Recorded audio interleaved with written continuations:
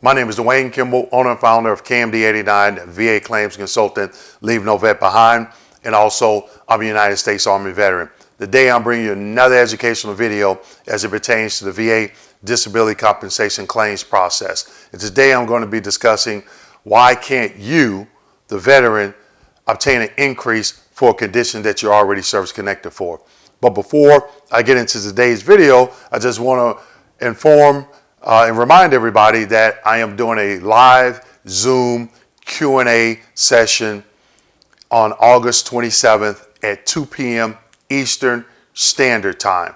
Okay, you can go to our website at KMD89.com. That's Kilo Mike Delta 89.com and sign up. This event is free, but there are some stipulations. You must share your video and you must sign up with your name. Okay, so if you're using a screen name or something like that, you will not be admitted to the Q&A session. If you log in, you don't have a webcam or you don't share your video, you're gonna be removed. Okay, so you can see me, I can see you, you can ask me questions, and also I'm going to be asking some questions to the veterans as it pertains to some inconsistencies that I've been seeing within the VA claims process. I just want to get some feedback on certain things that I've been seeing and see if it has happened to any veterans out there. Okay, so with that being said, we're going to jump into today's video. And again, today's video is why can't you obtain an increase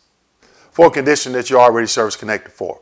I get asked this a lot of times, and then I don't like answering a question with a question, but I'm finding myself where I have to do that. When I talk to veterans and they say, hey, can I get an increase for this? Or can I get an increase for that? And so I start asking, do you have a disability breakdown letter? Do you know the diagnostic code for the condition that you're service connected for? Do you know the criteria for the next higher evaluation? Do you know where to go and find that criteria for the next higher evaluation? And the majority of the time, the answer is no, no, and no. So today, I'm going to be showing you 3 slides of the information that I just discussed so you can be successful in obtaining your increase. Okay, so let's get into it. Slide number 1. Here in slide number 1, you can see a letter. Now, this is just an example of a letter from a disability breakdown letter that I had, and I just kind of made a John Doe of it, okay? But the reason why I want to do it this way, when you request this letter, or if you have this letter in your files, you know exactly what I'm talking about, okay? So, dear John Doe. John Doe is a veteran. He's service connected for a cluster and migraine headaches at 30%, and the diagnostic code is 8100, okay? Now, why is this important? What's important about it is not only do you know the condition you're service connected for and the percentage, you know the diagnostic code. So you can take that diagnostic code, go to the VA's website, go to the 38 CFR, look in the rating scheduler, go down to neurological body system. That's what migraines fall under. When you click on it, it's going to open up a Word document, and you're going to scroll down to 8100. You'll see the criteria for the 30%, but also you'll see the criteria for the 50%. And then you can ask yourself, do you meet that criteria? Okay, so this particular letter, where do you get it from? If you look down in the description section of this video, you'll see how I obtained a copy of it. You can call the 800 call center number, 800-827-1000, and I list the verbiage that I use when I spoke to the representative to get this letter. It's in the description section, okay?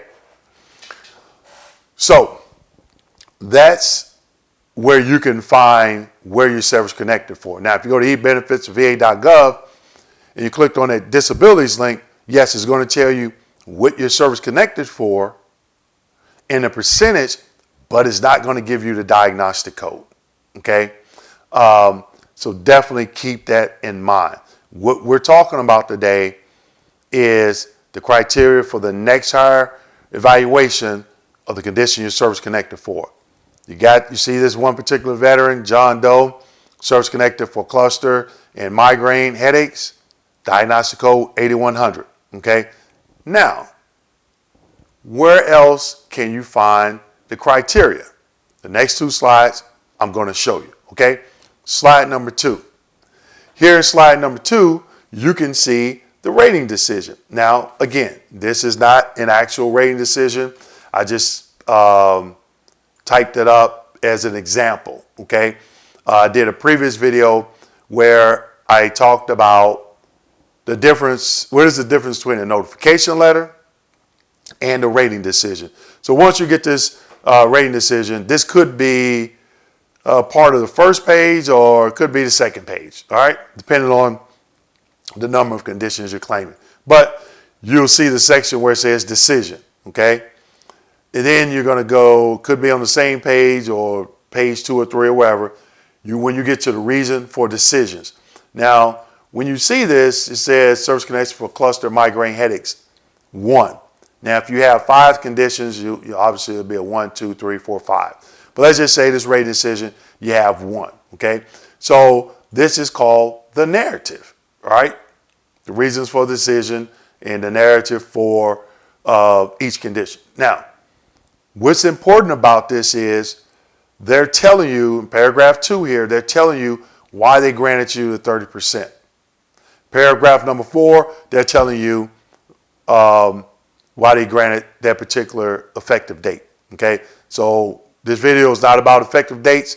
It's about where you can go and find information that shows the criteria for the next higher evaluation. Now, 30% for migraine is not the highest evaluation. 50% is. So I highlighted in red the criteria. A higher evaluation of 50% is not warranted unless there are very frequent, completely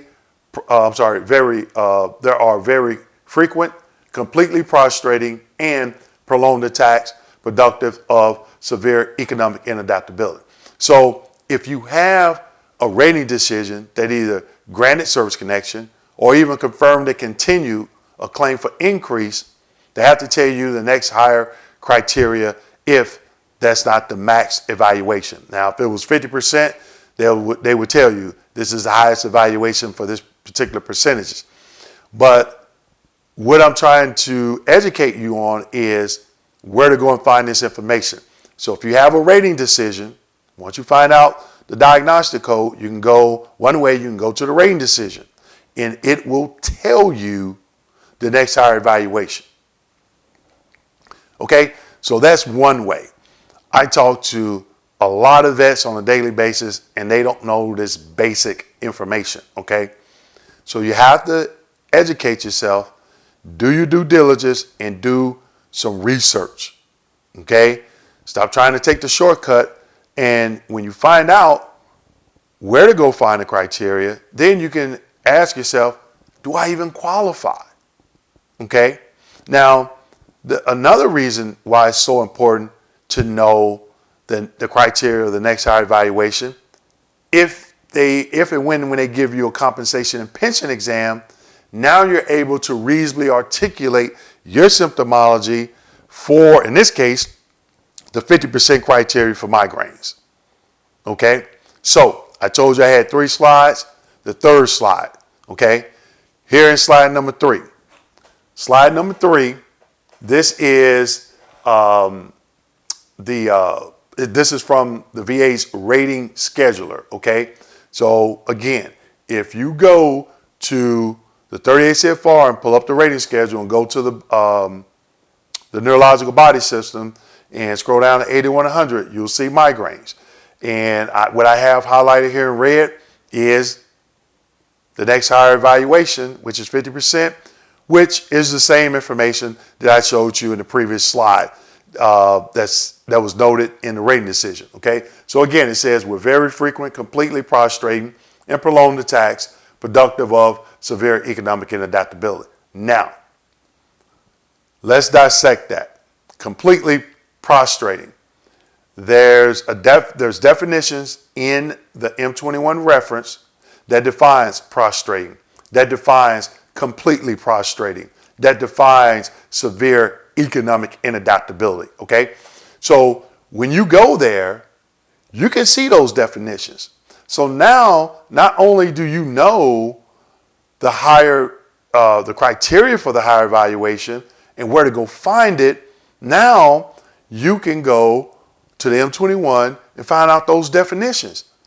And now you're more equipped to win that increase, because if you do feel you qualify for that next higher evaluation for whatever condition you're claiming an increase for, now you're able to reasonably articulate your symptomology to that C&P examiner. Now, the catch is that C&P examiner going to write down what you tell them?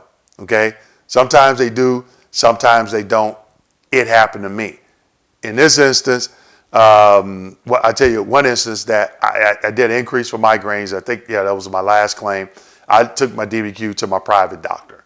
And on there, it was the old DBQ, not the new one now, because on the new one, it does ask about does the veteran have completely prostrating prolonged attacks that affects the veteran's employment or something like that, okay? On the old one, it didn't, but my doctor wrote a statement as to how my migraines did affect my economic inadaptability, okay? So that's a whole nother video about, examiners not writing down what you tell them. But at least, you'll know, okay, how can I claim my increase? How can I word it? And then how can I reasonably articulate it to the examiner, okay? So if that all holds true, then you should be able to win your case as it pertains to the increase. Again, all C&P examiners are different. Some of them listen to us as veterans and some don't, okay? But again, that's a whole nother video, all right? So just in a quick recap, what did we talk about? Summary disability breakdown letter to include the diagnostic code. Where can you get a copy of this letter? It's in the description section of how I got it, okay? I did a video about how to access the description section. You as a veteran, you got to figure it out, okay? But you can call 800-827-1000. I put the verbiage that I use when I talk to the individual at the call center to request a letter, okay? Second, where can you find this information as it pertains to the next higher evaluation for the condition you're claiming an increase for? The rating decision. But if you don't have the rating decision, you still have that diagnostic code from the disability breakdown letter.